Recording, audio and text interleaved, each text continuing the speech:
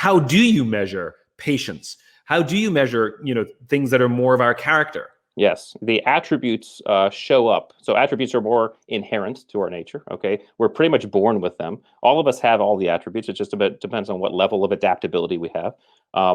They inform our behavior. They show us how we're going to show up to a situation. My patience, my resiliency, my adaptability will show how I'm going to learn how to ride a bike. Qualitative? It's all qualitative. It's qualitative, but it's also it's environment, right? Uncertainty, challenge, and stress, where you can't apply a known skills. Skills direct behavior for a known situation. Uncertainty. Wait, say that again slowly. That's good. Skills direct behavior for known situations. Skills direct behavior for a known situation. Right. Here's how to ride a bike. Here's how to drive a car. Okay, right? And now the other part? When you get into an unknown, uncertain situations, right. Skills don't apply, right? Okay. We lean on our attributes. Okay, this is what I love, because this is finite and infinite games. That's exactly right. Because a finite player likes to train and prepare so that there's no such thing as unknown, because finite-minded players fear the unknown. They fear uncertainty. And so they practice. This is athletes, this is military. Practice, so that you're prepared for any eventuality. And as Dr. Kars explained to me, at the time of something uncertain or unknown, the thinking has already been done. The thinking, yes. But the problem is that works for expected things. That's exactly right. That's exactly. And how many of us throw the finite player into a tizzy, where the infinite-minded player embraces uncertainty? And as Dr. Kars explained to me, where finite thinking, the thinking happened in the past, it's now muscle memory, right?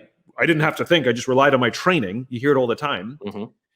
Where the infinite-minded thinker, at the time of uncertainty or the time something goes completely haywire, now the thinking begins. And this is what you're saying, which is skills are good for finite-mindedness, but building these attributes is really what it takes to build an infinite mindset. And a trusted team. When we talk about trusted team, we talk about high-performing teams. Okay, high-performing teams aren't just good when things are going great. Okay, the truest high-performing teams are great when things go south and sideways. And I've seen it all the time. It was kind of what the idea for the book was: dream teams, right? I get business people saying, "Hey, I just built this dream team, best salespeople, top graduates, all these skills, right? Measurables." But they're toxic. The team's toxic, and when things went to hell, we all fell apart. And I said, because you were looking at the wrong things. You need to look at attributes. You need to look at things like adaptability, patience, situation awareness, those things that we lean on in uncertainty. That's what starts building the trust, because trust, after all, are behaviors. It's like you and I have talked about. Trust is not just a feeling.